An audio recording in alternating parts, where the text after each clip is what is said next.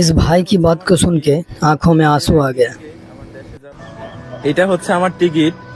ঈদের একদিন আগে আমার দেশে যাওয়ার কথা ছিল, আর এই টিকিটটা কাটছি আমি আমার পরিবারের মানুষকে না জানায়া তাদেরকে সারপ্রাইজ দেওয়ার জন্য এই টিকিটটা কাটছিলাম।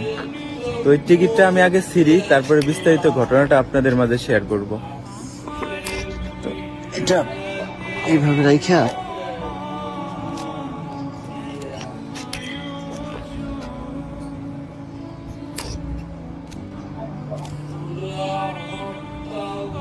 এই টিকিটটা ছিলাম কিসের জন্য জানেন? 55 ডিগ্রি তাপমাত্রা সহ্য না করতে পারিয়া আমার মা রে বলছিলাম, মা আমার তো এখানে অনেক কষ্ট হয়, তো আমি এখানে থাকবো না, দেশে চলে যাব। তো এই কথাটা যখন আমার মাকে আমি বলছি, তখন উনি আমারে বুঝাইলো যে অল্প কয়েকদিন হয়েছে গেছোস, এখনো তো দেনা মেনা শোধ হয় নাই, তো দেনা মেনা শোধ দে, তারপরে দেশে চলে আসি, সমস্যা নেই।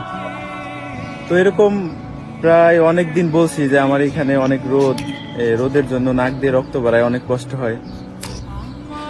তো এটা বলার পরে তারা আমার সবসময় বুঝাইছে যে দেনা শোধ হলে চলে আসিস, তখন দেশে এসে একটা কিছু করিস। তো তাদের কথা শুনে আমি 2 বছর এখানে কাটাইছি।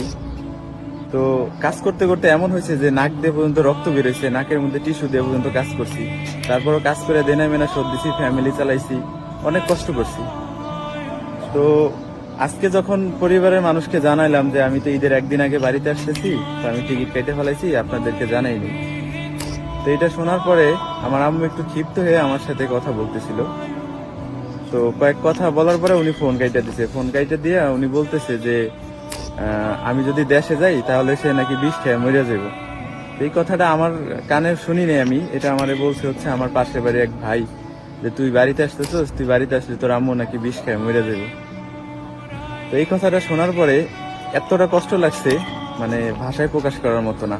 যেই ছেলেটা একবেলা যদি বাড়ির বাইরে থাকতো, মা যদি মুখ না দেখতে পারতো, পুরো পাগল হয়ে যেত।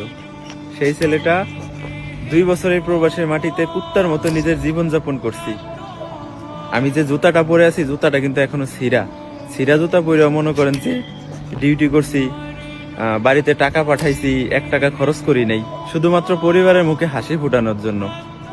আর এখন বাড়ি যাওয়ার উদ্দেশ্য নিছি, বাড়ির থেকে যখন বলে যে তুই যদি বাড়িতে আসোস তাহলে আমি বিষ খেয়ে মরে যাবো, মা যদি এই কথা বলে, একটা ছেলের জন্য কতটুকু কষ্টজনক হইতে পারে বিষয়টা।